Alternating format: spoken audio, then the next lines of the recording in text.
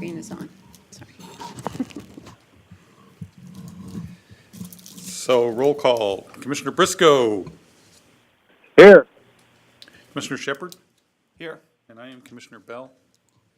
We are all present. Okay, we're going to start by announcing our advisory committees. I'm going to do that before each meeting. We have a Marina Advisory Committee scheduled for February 13th at 6 p.m. Here in the Chamber building on Roeder.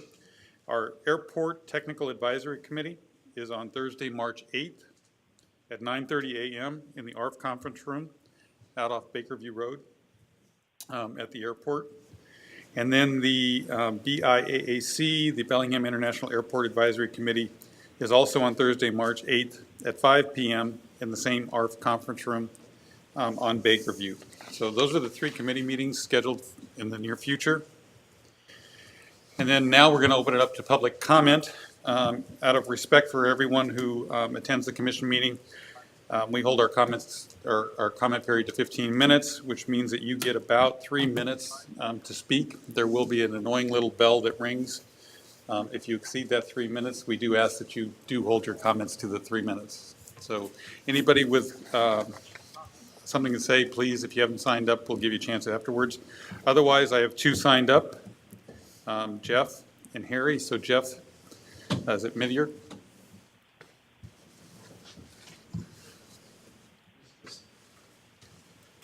My name is Jeff Middaugh, live in Bellingham. I wanted to thank the Port Commission and the staff for their efforts to get the grant for the Harris Street crossing. Your efforts to make this crossing safer have been stellar, and I want to support your efforts to get the construction of the necessary safety upgrades as soon as possible. This has been a long journey for many of us, and we are glad to see such progress made through the efforts of the commissioners, Mr. Fix, and the staff. Please go forward boldly through the resistance of the railroad and others who think that safer crossings in Bellingham aren't worth this effort. Thank you very much.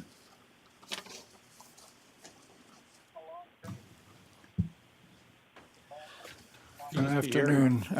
I'm Harry Skinner. I'm going to read something quickly, and then I've got about a 4-minute separate piece, so if you cut me off, that's certainly your choice. Has the Port of Bellingham ever asked, sought out by distributing with a full range of land use options, the wishes for all of what all of the citizens of Whatcom County might have for your handling of the future of this last remaining stretch of our seacoast waterfront? This is the GP site.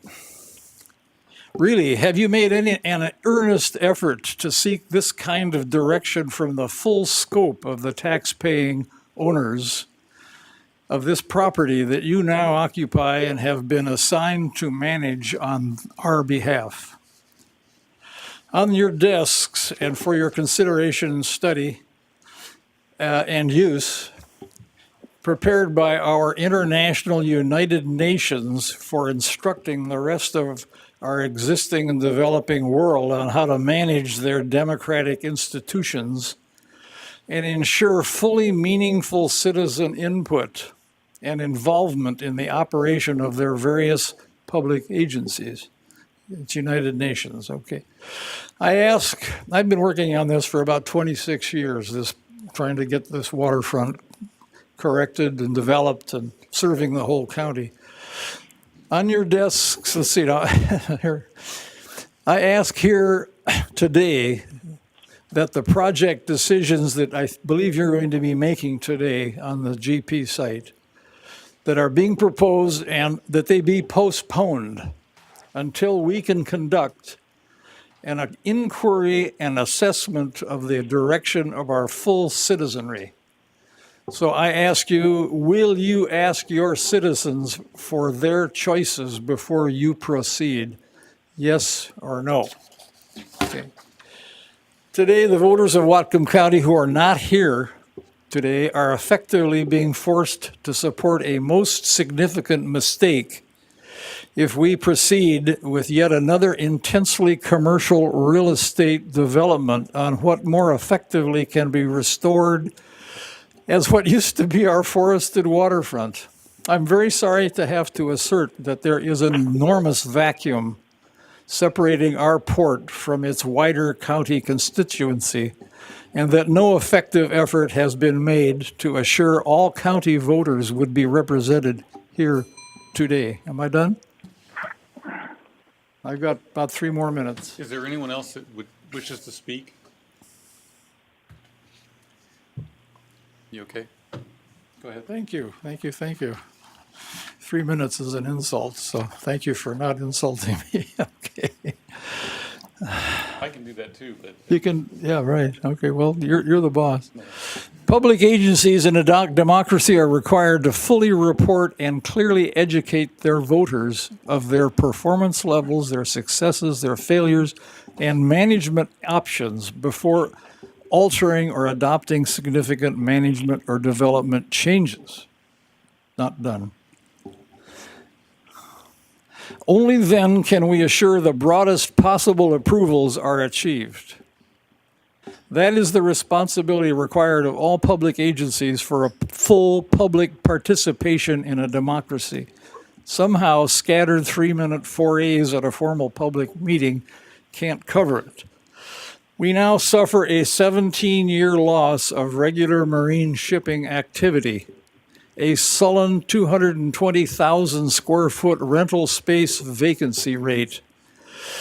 We have assumed Georgia Pacific's $100 million cleanup responsibility and face a yearly pattern of $7 million of public tax requests, when the $7 million plus yearly moorage rental income, which is 92% of the port's total income stream, is regularly available to easily cover most of your operating costs. What's that $7 million taxes for?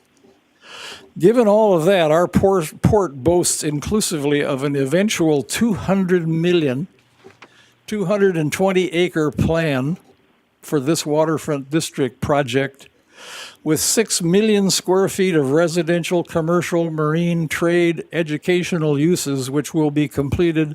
And these are quotes right out of the public, your own expression, your own people out of the newspaper, every one of these. So I'd love to have a meeting with the 3 of you and we can go over this. If I'm off, you've got to show me, okay? That will take 30 to 40 years to fully develop on this whole waterfront.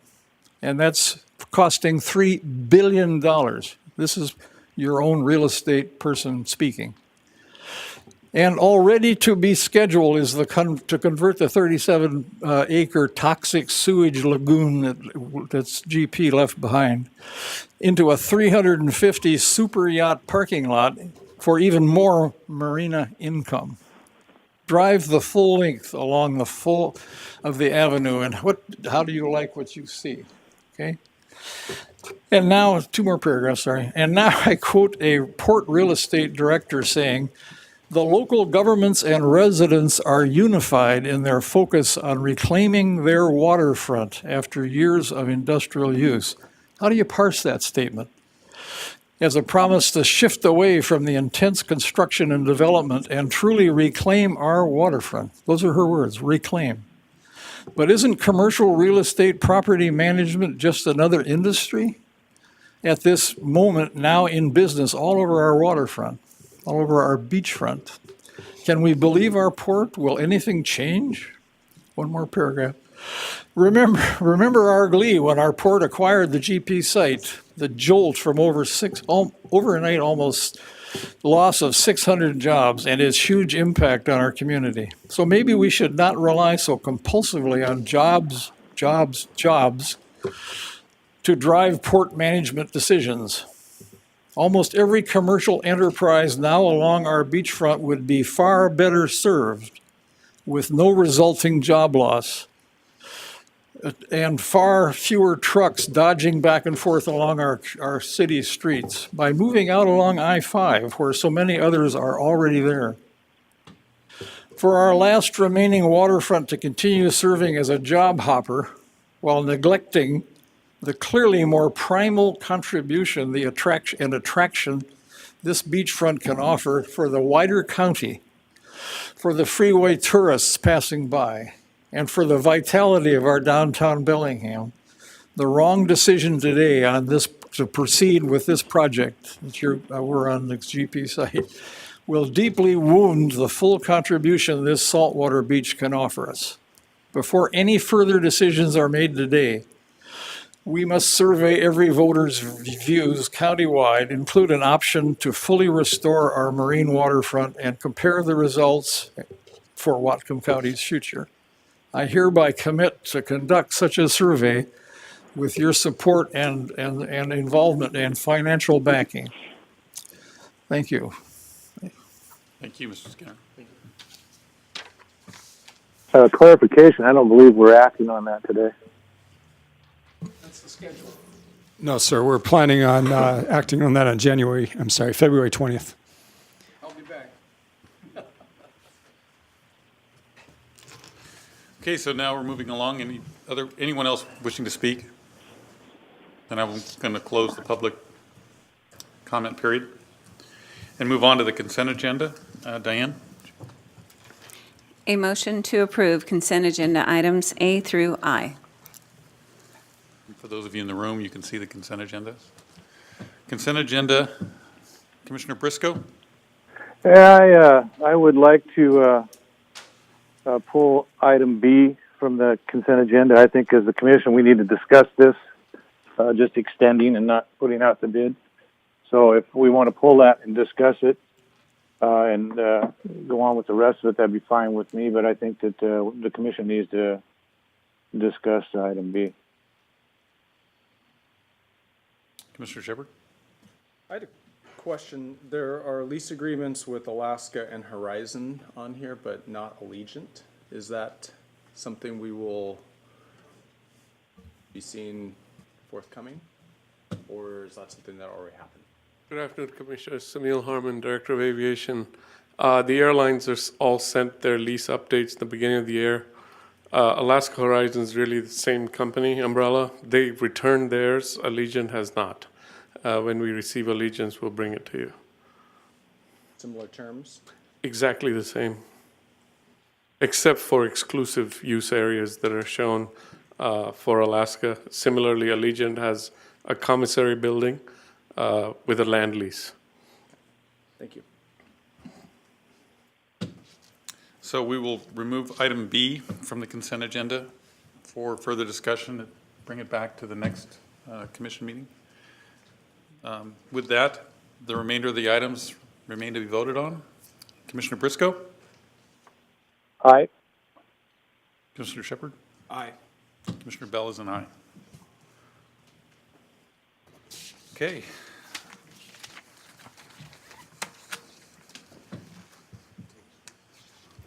Now, action items. Diane? Can we take up B for a second first? Neil, can I ask when the current contract expires? I just want to make sure we don't go without a security contract. May 31st? Okay, thank you. Yeah, I would like to discuss that further later in the meeting, Rob. Okay, sure. I don't want to just put it off, but we need to have a discussion on that. Do you want to have that discussion now? That's up to Commissioner Bell. If he wishes so, it's fine with me. We certainly have the time, so I would love to hash it Okay. out. So my reason for pulling it is we've got a bid process that allows other companies to. Well, first and foremost, I do not have any problems with Pacific Security. This has nothing to do with anything they've done or whatever. I think they've done a good job. However, we've renewed their lease twice without having the bid process. So I believe that makes 3 years unless I'm incorrect. I have heartburn with doing it a fourth time or a third renewal without going out to the bid process. By not going to the bid process, I feel we're not allowing other companies to compete for the work. I don't believe that's right. I think that's part of what we're supposed to do. If we just choose to keep putting the same company in there, it closes the door. And I've had a couple of phone calls, one from a company that was asking me, how do we get into bid? So obviously there is maybe a company or two that wishes to put a bid in. I don't feel closing the door to people for any further for bidding on this is the right thing to do. I think that we need to have open up the bid process at this point in time for the security, and now maybe there's reasons we shouldn't, and I'll be glad to entertain that conversation. One other thing is I think that having a bid process every year for this security service is not the correct thing to do either. I think we should put it out for at least a minimum of 2 years, but I would think a 3-year bid contract would be appropriate. We've let this one go 3 years. It's worked.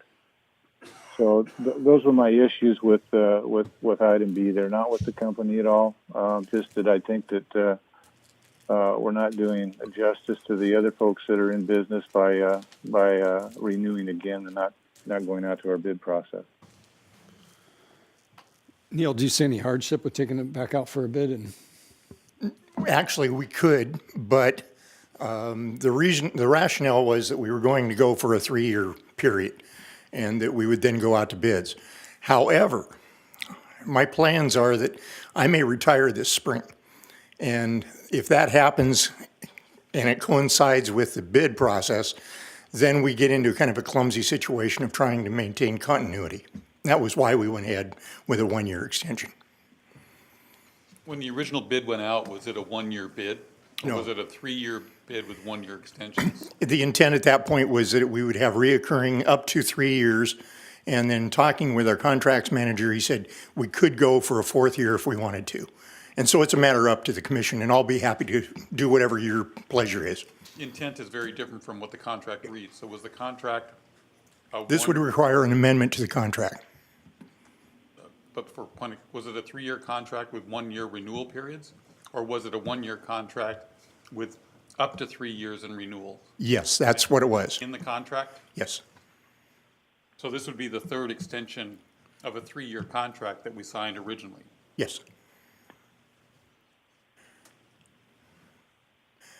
Actually, there was the original and 2 extensions, and this would be the 3rd extension. So So this would be the 4th year. 4th year, correct. So I think that the 3 years was appropriate, and I would like to see that we go to the bid process and open this up like it should be to other companies to bid if they, and maybe no one will bid. We'll have the same group again, or maybe we'll have the same group after the bid. I don't know, but I'm not comfortable with locking the door again here. Can you give us a timeline for what the bid process would take? We would start the bid process right away. We would announce the bids, or we would receive bids in, announce the competition for that. And then we would have a pre-meeting where we go over with all of the prospective bidders what the scope is of the contract, and then we would go to bid at that point. So all of that times out to make sure that we've got a contract in place by May 31st. So there's sufficient time, you're saying? Yes. I actually concur with Commissioner Briscoe that if we did a 3-year contract, it's time to go back out. I think it would be inappropriate to try to do so, and I understand your pressure for I money. can accommodate my schedule to fit your needs. Well, yeah. Yeah, I'm not trying to make any hardships for you here, Neil, or anything. I'm just not comfortable with locking the door and doing a 4th year in a row here.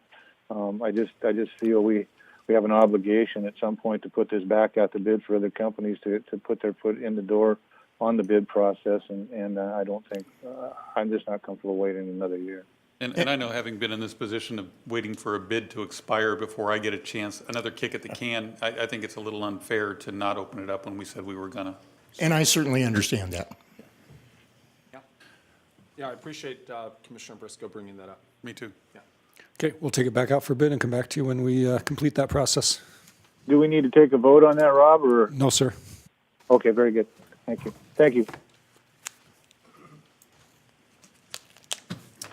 All right, next action item, real estate related. Diane, can you read the motion, please? Yes, a motion to approve an amendment to option to lease real property to the Fairhaven Work Studios LLC. And good afternoon, Commissioners. Terry Elahi, Real Estate Representative. Give me 1 second, please.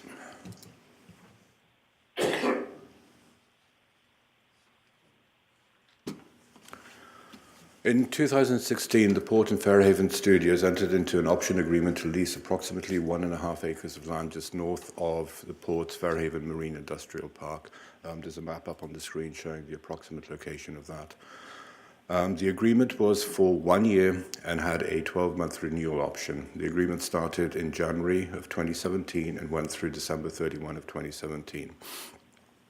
The renewal clause had a provision in there that the developer, Fairhaven Work Studios, needed to hold a public meeting for the neighboring tenants.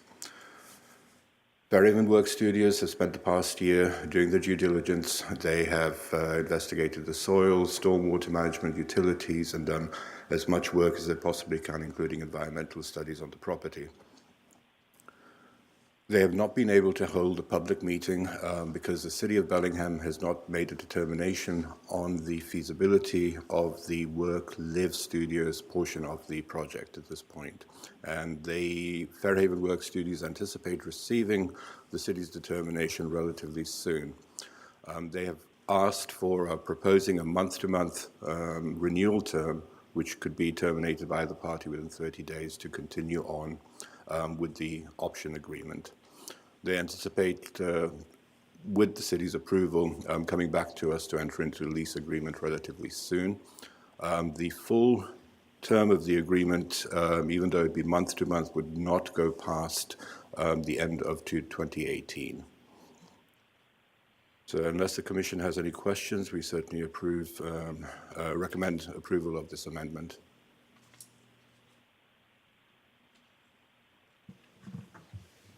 Commissioner Briscoe, any comments?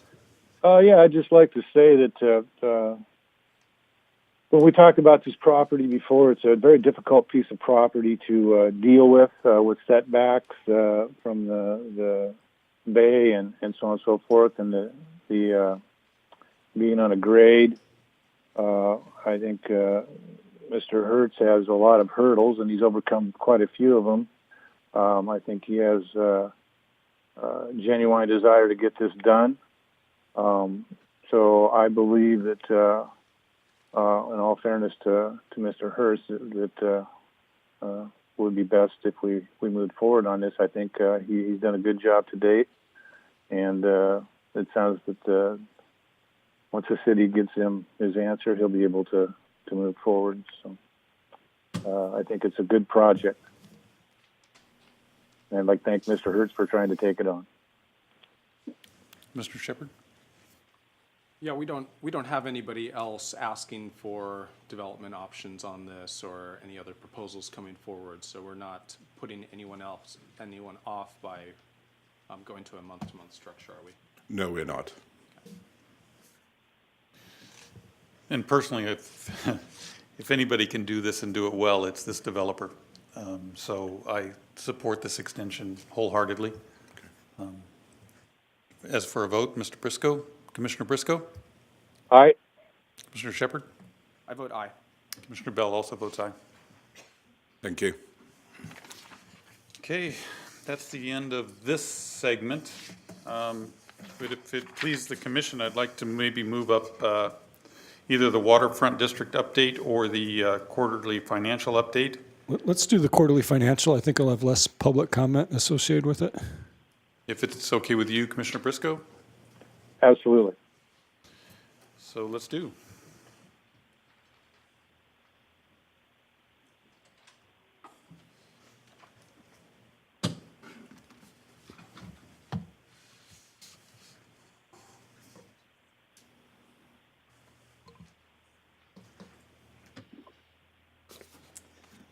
Right.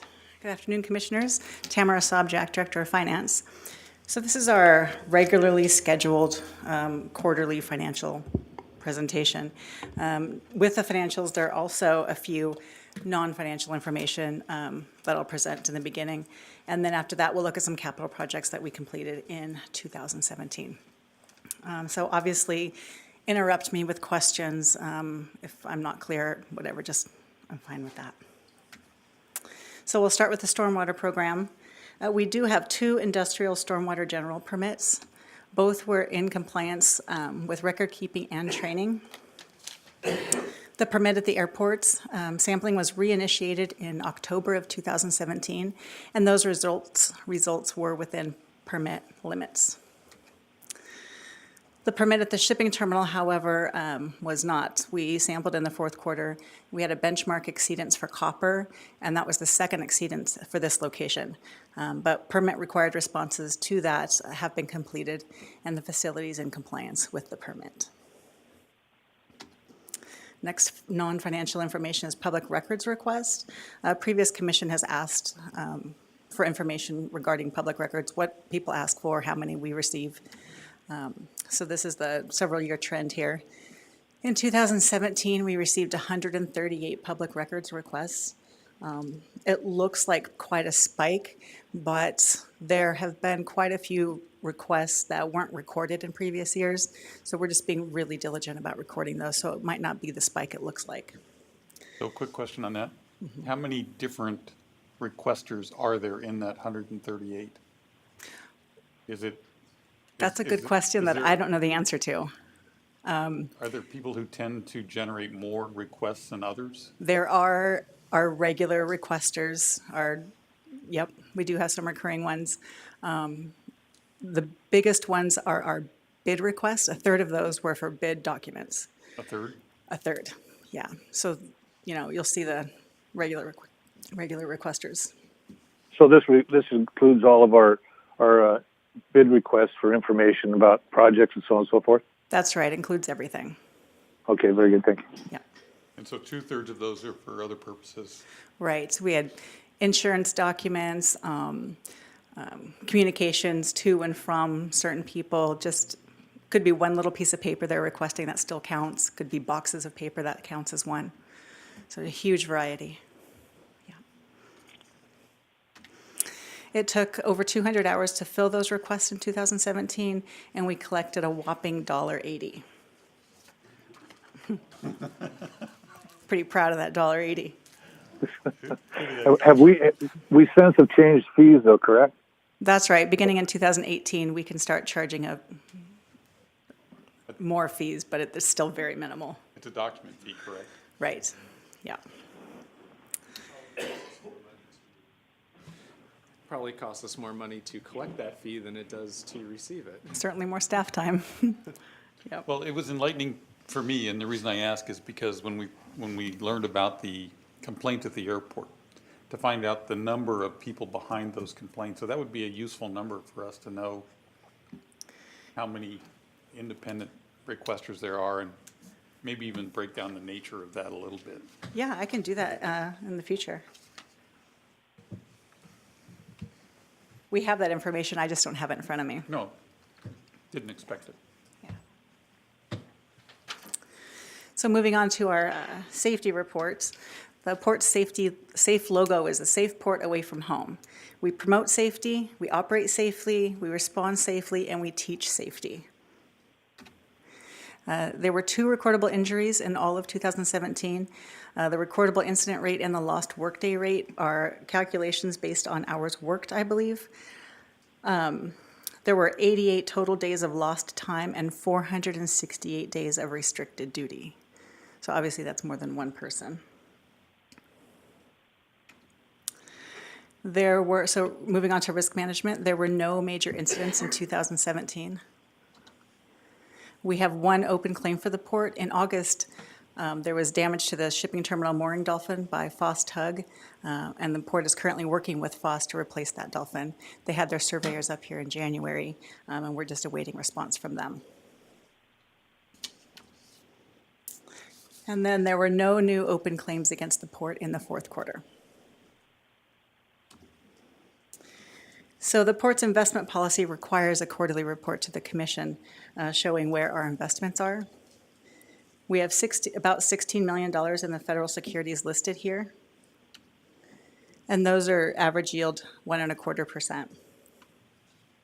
Then we have a much more liquid balance in our local government investment pool, almost $23 million, and that net earnings rate has jumped up to 1.28. There was a time where it was under 0.25%, so this is actually pretty good news. All right, so moving on to the financial information. Do you have any questions about what we went through so far? Pretty conservative investments. Yes, so we have a very conservative investment policy. We can't go too far out. We can't invest in private stocks. I look at that return and I, come on. Yep. Mm-hmm. Yep. The state of Washington, yes. State treasurer manages that, and it's a whole bunch of governments participate in that.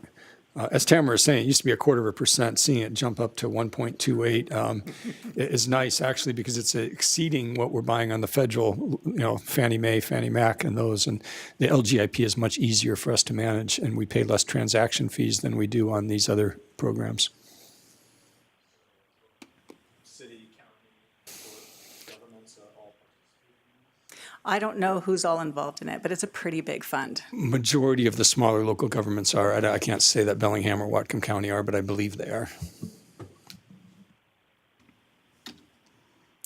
All right, looking at the port's balance sheet. So this was a year ago, December of 2016, compared to December of 2017. Looks pretty similar. That's good government for you. Assets in 2016 were about $393 million, same as 2017. Liabilities decreased by a few $1,000,000, and that's going to happen as we make our debt payments and don't incur more debt. So leaving the net assets, the difference between the two, $247,000 in 2016 compared to almost $250 million in 2017. So moving on to revenues and expenses, our operating divisions are just the airport, marinas, marine terminals, which is the cruise terminal and shipping terminal, and real estate. So this slide is showing a combination of all of those divisions. So we're comparing year-to-date, which is the blue section there, to what we budgeted for the same year, which is the yellow section, and then looking at it to prior year as well is helpful. So these four divisions brought in $23.3 million in revenue, a little over what we expected to bring in and a little over what we did the prior year. And expenses are lower than budget and lower than prior year. So diving into it, look at the aviation division by itself. The airport brought in about $6.6 million to a $6.4 budget, so that's higher. The difference comes mainly from the general aviation side, not the commercial side for the aviation division for last year. Expenses came in pretty well below budget at $5.2 million and below what we spent in 2016. Really, all of these expenses are just across the board, just good cost controls. One thing that the airport did was they automated those parking exit lanes. So that saved us some money on staffing those booths. Good job, Sunil.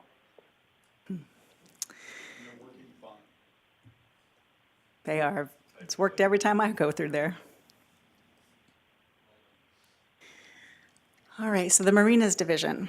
This is both Blaine and Squalicum combined. Brought in $7.8 million revenue to a $7.7 budget and $7.6 over the prior year. This is mainly due to the pleasure side of it, not the commercial side of it. That's where we saw the increases. Expenses at 2.8 compared to a $3 million budget, just about right at 2016 level. And again, those are really across the board, but we saw some maintenance costs come in lower than we expected them to. Marine terminals. So again, this is the shipping terminal and the cruise terminal. And I was thinking when the shipping terminal really gets going, I might just separate this into two slides so that you can see them differently. But for today, it's combined. So $2 million revenue compared to a 1.8 budget and 2.1 in 2016. Obviously, this is the increased activity at the shipping terminal. We don't budget for speculative revenue, so even though we thought it would be coming, we didn't put it in the budget, so that's why the budget's a little bit lower. And then the expenses, just right at budget. This is why I maybe wanted to separate the two later, because the cruise terminal budget, the cruise terminal expenses were quite a bit below budget, but the shipping terminal was higher.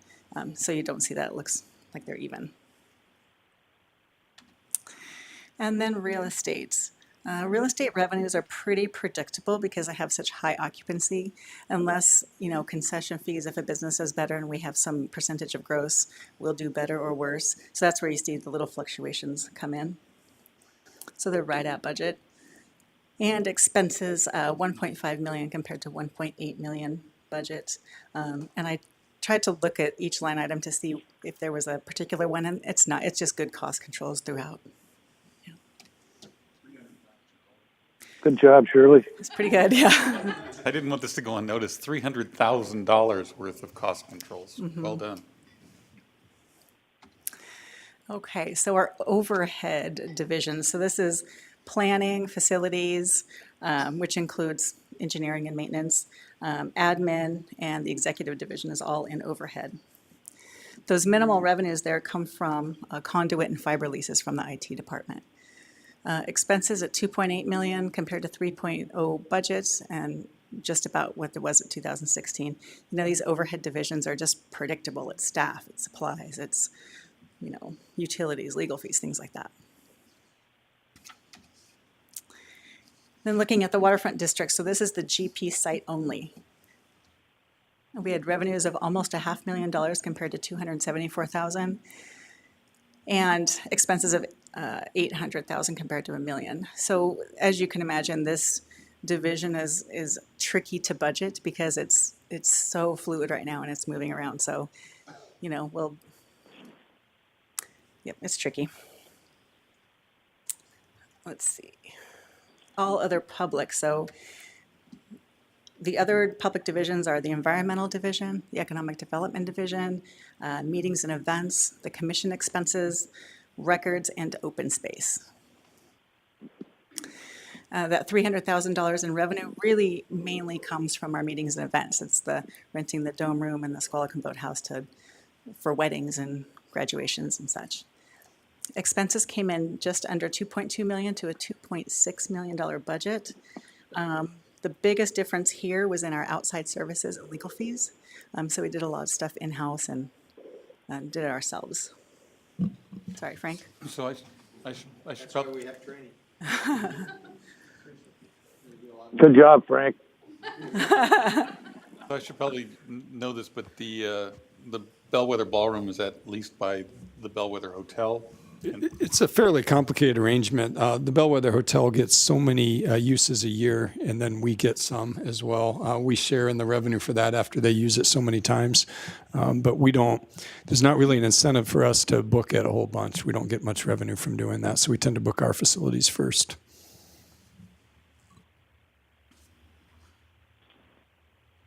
Short answer to your question, I don't think there was any Bellwether Ballroom revenue in 2017 for us. There was some in 16. Is that correct, Shirley? Yeah. So it depends on how well they do, then we get a percentage of that. So that's all the operating expense slides I have. I wanted to make sure that you got what you needed. Would you prefer more detail, less detail, move along? Any feedback at all about that?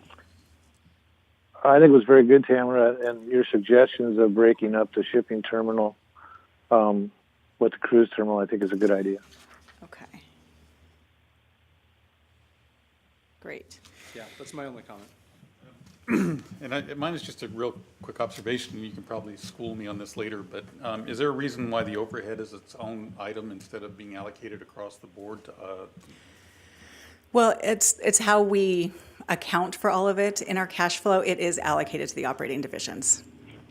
We're just, for your information, this is what the information is, but we do allocate it out to the divisions.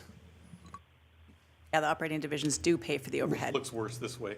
We track everything separately, though, so we know how we're doing. And accounting costs are tracked separately, even though they're allocated to every division. They're tracked separately so that we can review them. Okay.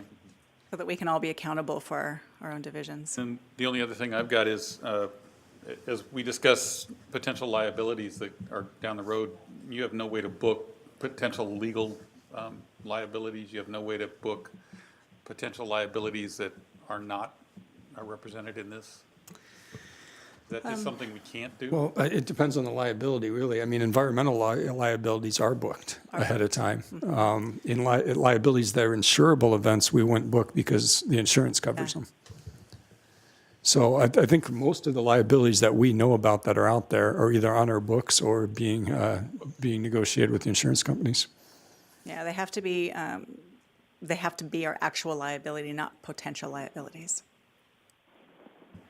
Is there any use to have a column for the projected 2018 column? That would be a question for you. Would you like to see that? That would be useful to me. I kept looking at them, and every time I looked at the slide, I wondered, well, what are we going to do this year? Oh. And I don't know if that's something that would be easy to put in here or not. Well, it could certainly be easy at this point to do our budget. And then, halfway through our third quarter, we could do a projection. Yeah. We could do that. And this is probably a non sequitur, but I just happened to notice that U.S. Customs is 90 days out. They're always, anything to do with the federal government is always late. Sorry, didn't mean to laugh. Rightly so. Yeah, you'll see Homeland Security pop up on that list all the time. We've got a lot of federal. Do they ever get beyond the 6 months? Oh, no, they're usually paid after, it's usually right about 90 days, I believe, is where they pay. It is. Can't really boot them out, so. No. Local governments pay our bills on time. But And there's no penalty assessment for late payment. they won't pay it. Yeah. Just noted. Okay. All right, moving on to capital and cleanup spending. We spent approximately $6 million in environmental cleanup and received or requested about $3 million in reimbursements. That doesn't include the Harris Avenue Shipyard cleanup. That's included in the capital number below. So we spent about, or just under $20 million in capital projects in 2017 alone. And we received or requested about $4 million, and $3 million of that is for the Harris Avenue project. So this is the fun part. You get to look at pictures of what we've accomplished with that $20 million. So I'm sorry, I'm going to read some of these because this is not my expertise. So the north and south pier repairs were completed last month and are open for use up in Blaine.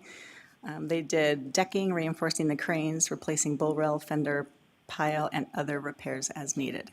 And so this is the repaired picture you see here of the north pier. Blaine Web House number 3 up in Blaine was pretty sore sight. This is before the new siding. It's the Web House closest and most visible to the road. So we re-sided it, gave it a facelift, and it's a little more presentable now. Yes. Yes. It also got a new roof. And then Web House 2 right next to it the roof was also repaired and upgraded, but it didn't get a complete re-roof. Staying in Blaine, the Sawtooth, this is an interesting picture, but Phase 2 on the Sawtooth expanded on work from Phase 1. We replaced structural piling and timbers, expanded the vehicle access to areas of the central pier. And this photo is showing the replacement of those piles. I don't know how well you can see it on your screen, but that's American Construction. And then Squalicum Web House 2 also got a facelift. This is the Web House furthest away from Zwanich Point Park on the far end. And this is the new facelift. The airport's capital projects in 2017 really focused on paving and striping. This is the chevron striping for the runway blast pad. Can you go back one? You'll see the CFA logo is on this, and that was instrumental. Milan is in the audience here. I think he should get some credit for getting that on the side of that building.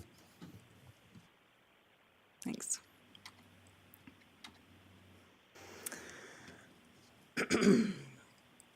Taxiway Delta and the runway was restriped after cracks were sealed and divots were repaired.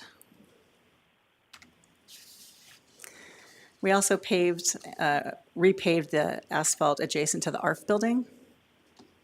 as well as the asphalt at the fuel farm at the airport. This is C Street. So we purchased a 20-ton link belt tire mounted crane. The photo on the left shows it being used to lift the portable barge ramp into place. And then the photo on the right shows that ramp being used to unload a gypsum barge. F Street Warehouse got some work too.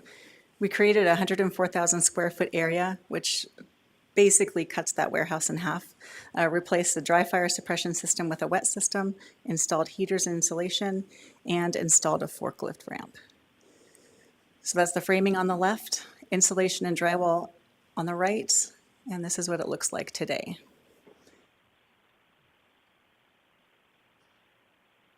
Harris Avenue Shipyards, this is the big one. This was our largest project in 2017. This picture shows removing contaminated sediment and soils, and it's about 75% complete, that part of the project. We've spent over $8 million to date on the capital work and another probably $3 or $4 million on cleanup costs. This is showing the removal of the Carpenter Building. We needed to remove that building to facilitate the cleanup and construction of the pier. So this is looking north. The top photo shows the Carpenter Building still standing and the upland cleanups underway. And then the bottom photo, you can see the building is gone and the upland is clean and filled in. And this is looking south, so standing out on the pier, you can see the Carpenter Building still there on the left and then removed on the right, and that the wood structures removed off the pier. And this is the new west side of the pier. The project, I'm told, is on budget and approximately 4 months ahead of schedule, scheduled to be completed in September of this year. It's a really big project. And those were the big ones. So any questions for me? Really, no dumb questions. Thank you, Sylvia. Is cereal soup?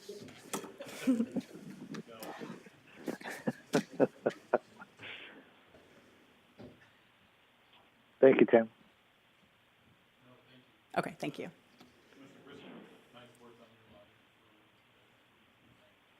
What's that? Congratulations for your lobbying on the improvements in Blaine. They're amazing. Look great. Yep. Well, it's well deserved up there. It's been a long time, and good job to everybody that threw in on it, and thanks to staff for getting it done. Okay. We have about 10 minutes before we can reconvene, so I'm going to adjourn the meeting for a 10-minute break, and then we'll reconvene at 5:30.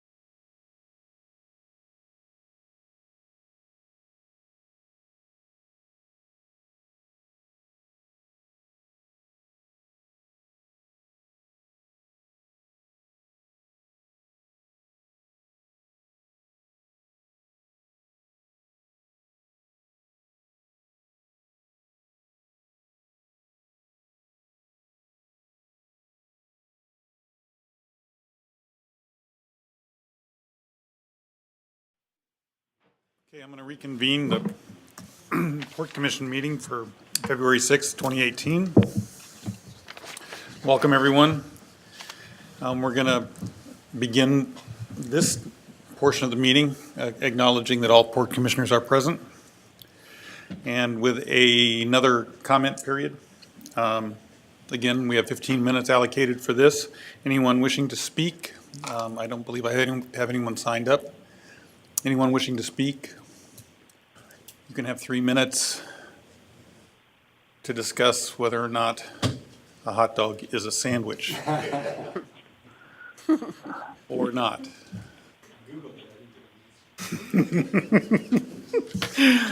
Okay, we're going to close the public comment period. Let me start the meeting by announcing that the Marine Advisory Committee meeting is going to be held Tuesday, February 13th, 6 p.m. here in the Harbor Center building. We're also going to have our TAAC meeting, our Technical Airport Advisory Committee meeting, on Thursday, March 8th at 9:30 a.m. in the ARF conference room on Baker View out by the airport. We're also going to have our BIAAC, our Bellingham International Airport Advisory Committee meeting on Thursday, March 8th as well at 5 p.m. in the ARF conference room, again, out on Baker View by the airport. Okay, now we're going to go into a motion. Diane, would you read the motion for authorizing the executive director to sign? Yes, a motion to authorize the executive director to sign a $350,000 grant agreement with the Washington State Department of Transportation to design and construct safety improvements at the Harris Avenue Railroad crossing. Actually got, just a minute. I got clever enough to rotate this, but I did not get clever enough to get it to stay. So.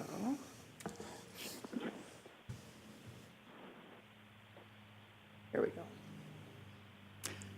Sylvia Goodwin, Planning and Development Director, and again, this is a grant that we have received from the State Department of Transportation. It is federal highway money for the Harris Avenue crossing safety updates, and that's in Fairhaven, here at the entrance to the to the cruise terminal.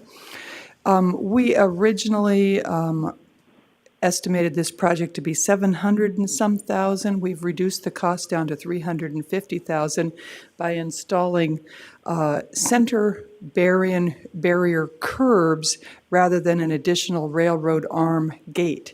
So we're going to use the 3 existing gates that are there. There is one at the entrance to the cruise terminal, one at the on Harris, and another one at the exit to the cruise terminal. So we will be able to use those, put center barriers down the middle of Harris and at the entrance to the cruise terminal and down by the entrance to Marine Park so that people can't go around into the other lane and cross into, get run over by the oncoming train. In order to do that, we have to slightly realign the entrance to Marine Park by just moving some landscaping and changing the location of the curb. And we're going to, while we're at it, reroute a sidewalk. We have a somewhat unsafe sidewalk there now where you have to cross over the rail in an area that's not well striped. So we're going to go ahead and direct people back across Harris to get onto the other side where there's a nicer sidewalk, and that will avoid any conflicts with the train if people get caught inside of the gate coming down. So that is all for Harris. Again, the motion is to ask the commission to authorize the executive to sign the contract with the state yet. We don't actually have the contract because we have to first add this to the statewide transportation improvement plan. We have to get the environmental review approved, which we believe it's a categorical exemption from SEPA, so there won't be much in the way of review but then we can authorize construction. Just for the commission, I'm authorized to apply for grants, but in order to accept them, that takes commission approval. So that's what we're asking for. Okay, and then I did want to give one other update. We are also working on the other Fairhaven crossing down at the entrance to the boat launch. We have a preliminary design. Actually, Adam Fulton and Brian Keenan have put together a design that we think will work pretty well, and our real estate division is currently working with our tenants there, because we're going to have to realign a little bit of the entrance to the Greyhound bus terminal and change the parking, so we wanted to run it by our tenants first. We'll be bringing that to you soon. We unfortunately don't have a grant for that one, and that one is going to require one additional quad gate, because we can't modify to put the center barrier without closing the entrance to the Greyhound bus station, and it just wouldn't work. So anyway, we should have probably applied for a grant for that one instead, knowing what we know now, but here we are. So that is the end of the update. Any comments, Commissioner Briscoe? Yeah, I'd like to thank staff for their unwavering efforts on these projects to get them done for the folks on the south side there and for the safety of our community. Thank you very much, and thanks Director Fix for pursuing these grants. And thanks to the railroad people in town on the south side that have helped us in our efforts to get this done. Were there any other grants received by the city? I have heard, and I believe it's true, that the city also got a grant for the F Street crossing. They announced that at the Transportation Technical Advisory meeting the other day, and I don't know what their schedule on that is, but this is probably the F Street is the most difficult and most dangerous crossing in the city, so we were really pleased that they got that one in addition to ours instead of ours. And so if we're able to complete the two crossings in Fairhaven on Port property, does that allow us to achieve that quiet zone designation? It probably will, yes. We also have a third crossing, which is the little, at Seaview, there's a little boat crossing that goes out onto a pier right by Fairhaven Marine Industrial Park. And the city is actually working right now on the signage, approval for the signage, and then we're going to upgrade that one. We believe is just going to be some signage at that one. And then what we have to do is file a new or revise our notice of intention, and then we can get these, the quiet zone. So I don't know if that will happen this year. We have to get them both constructed, and then we have to get that approved. Okay. And is that something that the port would be making the application for? That's something that we'll move forward with, yes. Great. Well, thank you for all the work, and thank you to all the community members who are here who have been coming to meetings regularly and advocating for this. It is a safety upgrade that we are all going to benefit from when we get this done. So thank you. Okay. There is a motion. And I have two comments on the motion. Okay. The first one is, first of all, I support it wholeheartedly, and thank you for pursuing this, because it was a difficult swallow because it wasn't in our budget, but finding the grant money was a Herculean task, and I just want to say thank you for that. Secondly, the design change helped as well, and so that I'm clear, originally you had 4 gates because people are dumb enough that if they see a gate fall, they will try to go around it. And what the barriers did was prevent that from happening, so we didn't have to put 4 gates on this crossing, but it allowed for 2. That is correct, yeah. And it's not that we expect that people would be dumb enough to do that, but that is the standard for the quiet zone crossing, is that in order to have a quiet zone and not run the horn, you have to have no way that anybody could think, oh, I'm faster than the train, and get around it. It must have happened somewhere. It must have. Yeah. So, yeah, I'm in full support. So the motion on the table, all in favor? Commissioner Briscoe? Aye. Aye. Aye. Approved. Thank you, Commission. Okay. You don't get to go far. Now we're going to do the waterfront district update. Delegated.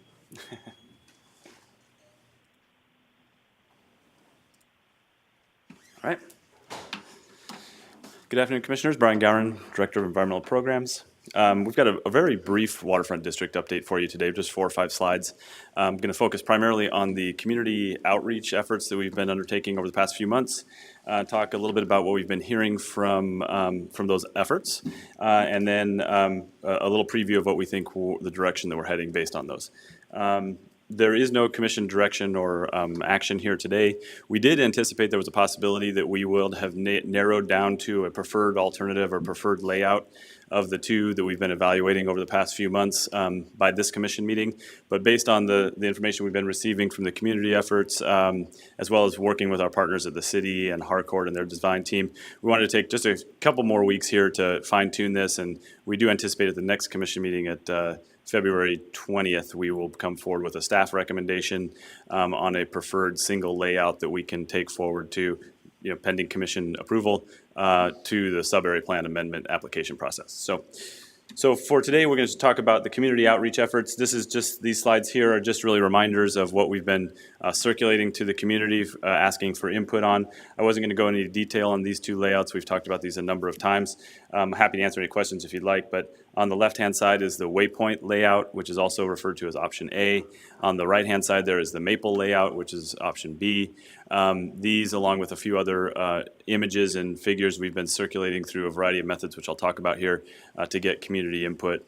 Primarily, we've been asking for the feeling and thoughts on access to and through the site for both pedestrians and vehicles, general layout of open space, parks, roads, view corridors, as well as the feel of the development parcel distribution throughout the site. So that's the things we've been asking for community input on primarily, so that we can evaluate which plan satisfies and addresses those issues better. And here's just another bird's eye view of those same layouts. We've circulated those at these community events and in our brochures and such. On the left-hand side there is the Waypoint layout, and on the right-hand side is Maple layout. Again, just kind of a bird's eye view of the different scenarios. So jumping in then to what we've been up to for the past few months, we've been really trying to cast a wide net on getting community input and feedback. We've set up a waterfront district at portofbellingham.com email. We've received over 100 individual emails from those. We've responded to each one of those individually. We've actually replied, and actually that spurred a number of other side discussions as well. A lot of good information exchange.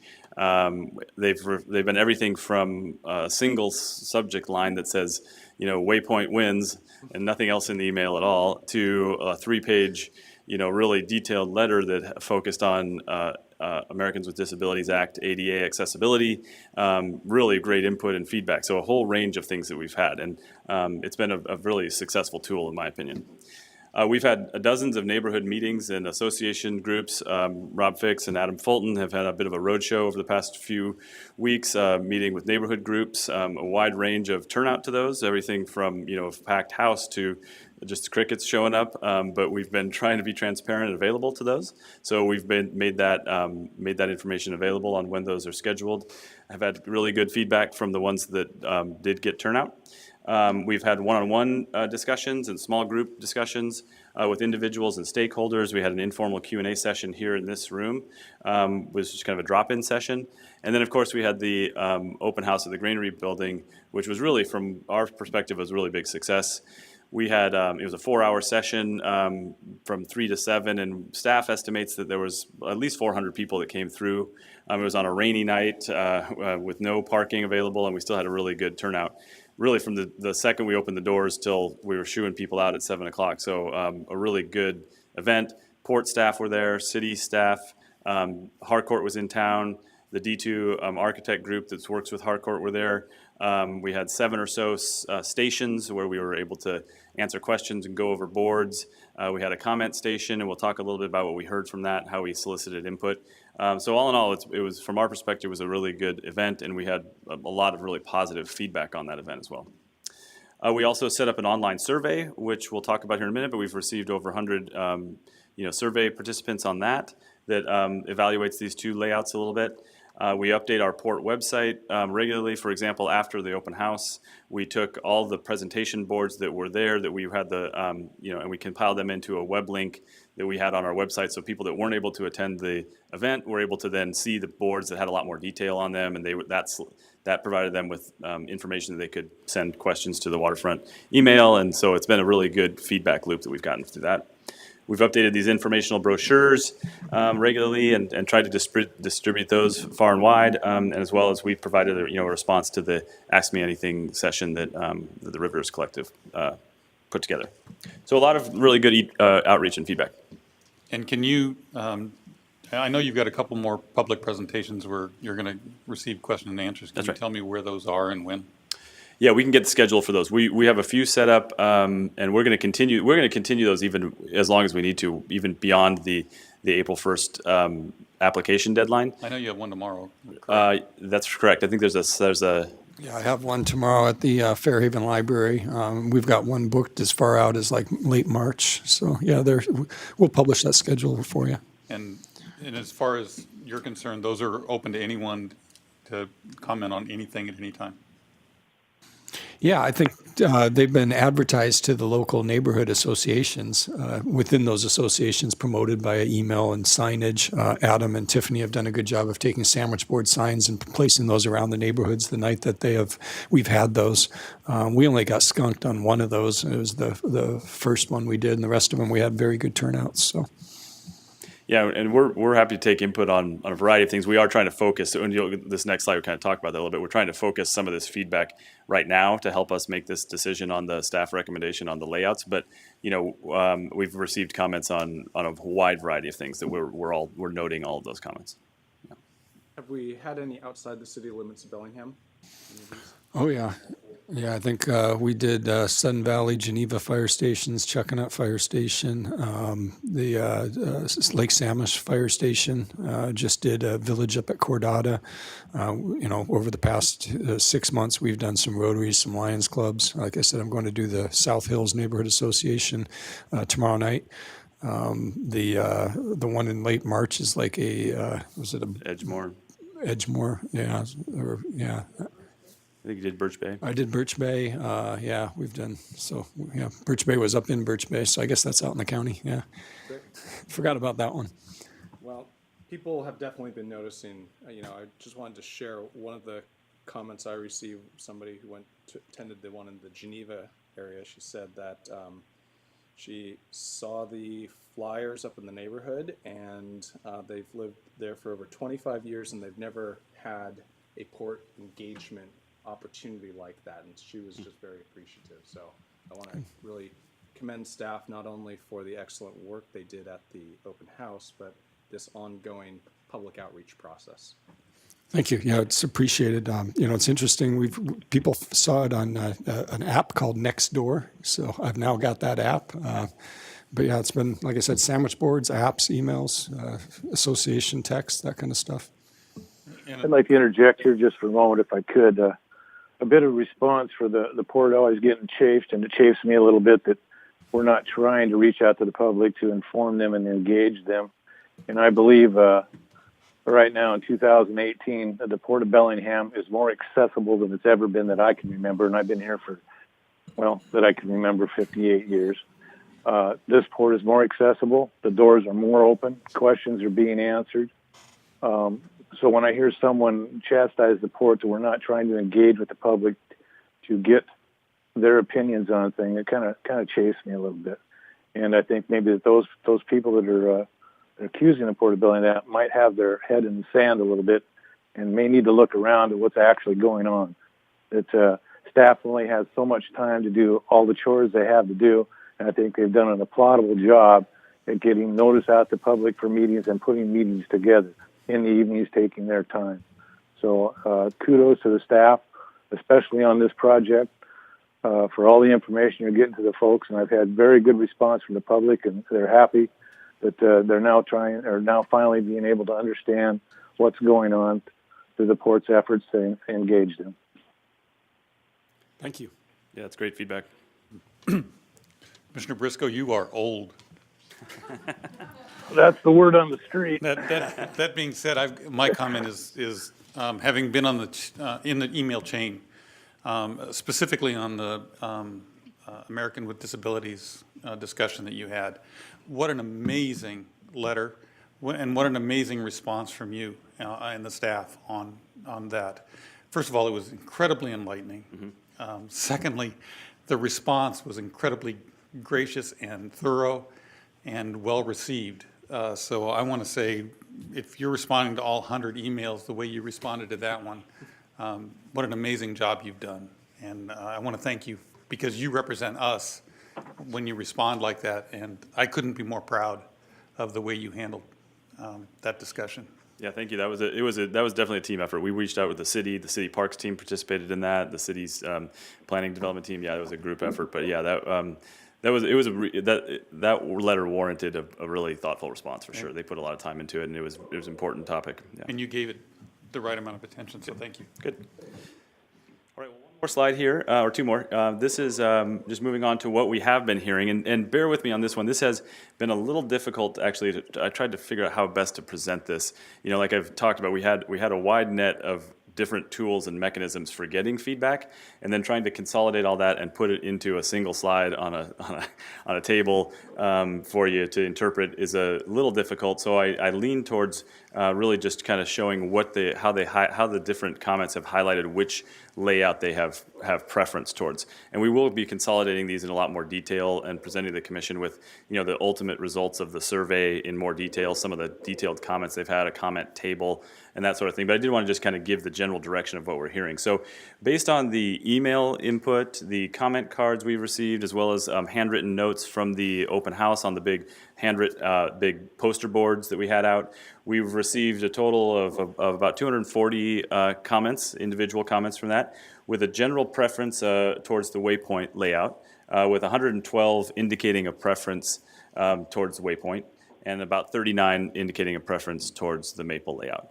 And then there were about 87 comments in there that really didn't indicate a preference either way. They were more generalized, like use more green power, do the cleanup this way, or they were really just kind of putting ideas out there, which was great. The open house that kind of encourages that kind of input. So there were a fair number of comments like that that didn't have an indicated preference. And then but clearly a preference towards the Waypoint. And Brian, how are you going to keep track and make use of that other input? So how is that going to, have some life and inform our work? Right. Yeah, that's a great question. What we've been doing, so we created a table that is a comment tracker that has if there is a preference towards one or the other layouts, we note that. We note kind of other comments noted, or if there wasn't a preference, and then if there's any contact information, we've got that. So we've got kind of a master table that's just an Excel spreadsheet essentially that tracks that, and that's where we're going to look at how to package that up and document. It's not a formal comment period we're holding here, so it's not, but it is part of the public record, so we are going to retain those, and there are ideas that are coming out of this that we've forwarded on to the Parks Department. For example, someone had indicated some preference towards a design style for those tile tanks that are out there, and I forward those on to the Parks Department to say, hey, here's some input we're getting. It's not going to be part of this layout decision, but these are some of the comments that we're getting that you might find pertinent. So a variety of ways that we can track those and use them. So onto the online survey, we've received as of today a total of 107 responses to this. This one is set up a little different. It's a little. I'll tell you how I've got this broken out. Is we set up each layout and asked a series of questions that said, for how does this layout? How do you feel about the connection to the water for Waypoint connection? Is it great, good, it's okay, or not so good? And how do you feel about the Maple connection to the water? Great, good, not so good. So what I've done here is just walked through to highlight the difference in preferences for those two. So for example, that top one here is that 71% of the respondents said that the Waypoint connection had a good or great connection to the water, whereas the 59% said that the Maple connection had a good or great connection to the water. I didn't bring in all the somewhat or the okay or not so good. I just kind of want to highlight the preferences here between these two layouts. So Waypoint had a good or great connection to the water at 71%, Maple at 59%. Waypoint had a good or great connection to downtown at 65%, and Maple at 63%. So pretty similar. People felt like those two had a similar good connection to downtown. And then 67% said that the Waypoint had a good or great distribution of the development parcels, whereas 50% for the Maple said that it had a good or great distribution of those. So really what this shows me is that there's a preference that people feel that both layouts do a good job at these. They're actually all majority positive, but that people tend to feel that Waypoint does a better job at those. So the general feeling I'm getting from both the comments and continued evaluation is that the public is responding most positively to the Waypoint layout. So with that in mind, just as a refresher, we're not asking for any direction here. We are going to take these and continue to consolidate these and work with the city and D2 and some of our other project partners and Harcourt to see if there's any final tweaks that we can get. There are a few miscellaneous comments that we got that we think we could maybe combine a few hybrid things, maybe highlight the entrance at the Bay Street entrance a little differently, a few little things like that we might bring forward as a final recommendation to the commission at the next meeting, but we are leaning towards the Waypoint layout at this point. So with that, I'd be happy to answer any other questions. Commissioner Briscoe?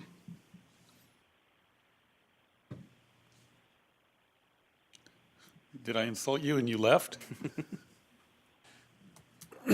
Sorry. Very well explained, Brian. Thank you, and I have no questions. Good. Commissioner Shepard? I don't have any questions at this time. And I'm going to be just a tad bit political here because I just feel the need to say this.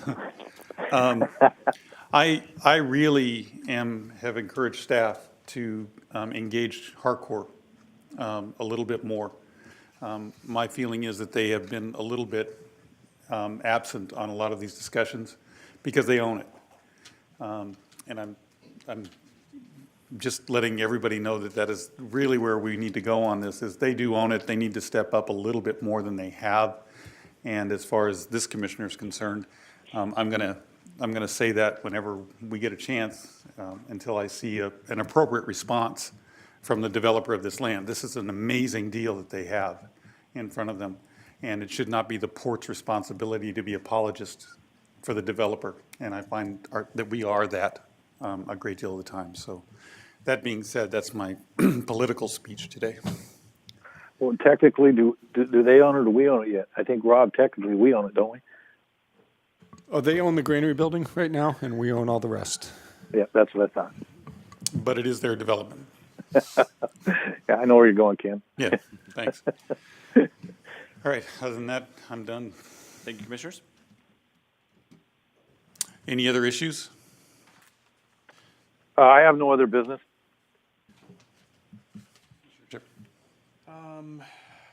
Yeah, I've got a question.